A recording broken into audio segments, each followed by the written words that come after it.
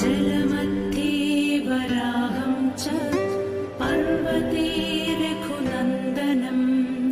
गमने वामनं चैव सर्वकार्येषु माधवम् षोडशैतानि नामानि प्रातरुत्थाय पठे सर्वपापविनिर्मुक्तो विष्णुलोके महीयते शुक्लाम्बरधरं विष्णुं शशिवर्णं चतुर्भुजं प्रसन्नवदनं ध्यायेत् सर्वविघ्नोपशान्तये शान्ताकारं भुजगशयनं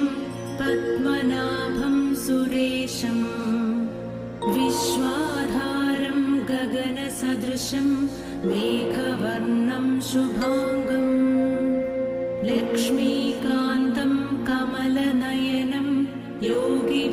योगिभिर्ध्यानगम्यं वन्दे विष्णुं भवभयहरं सर्वलोकैकनाथम् औषधं चिन्तयेत् विष्णुं भोजनं च जनार्दनं शयने पद्मनाभं च विवाहे च प्रजापतिं युद्धे चक्रधरं देवं प्रवासे च त्रिविक्रमं नारायणं तनुत्यागे श्रीधरं प्रियसङ्गमे दुःस्वप्ने स्मर गोविन्दं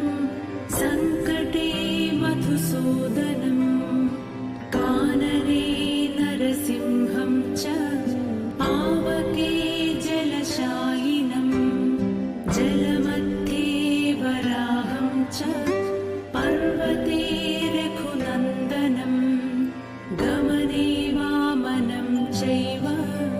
सर्वकार्येषु माधवम् षोडशैतानि नामानि प्रातरुत्थाय पठे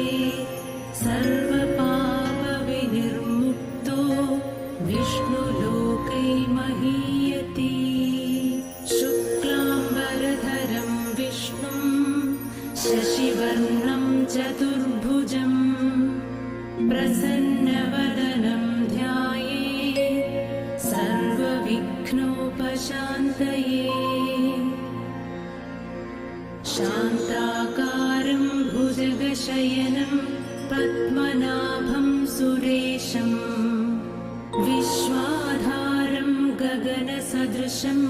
मेघवर्णं शुभाङ्गं लक्ष्मीकान्तं कमलनयनं योगिभिर्ध्यानगम्यं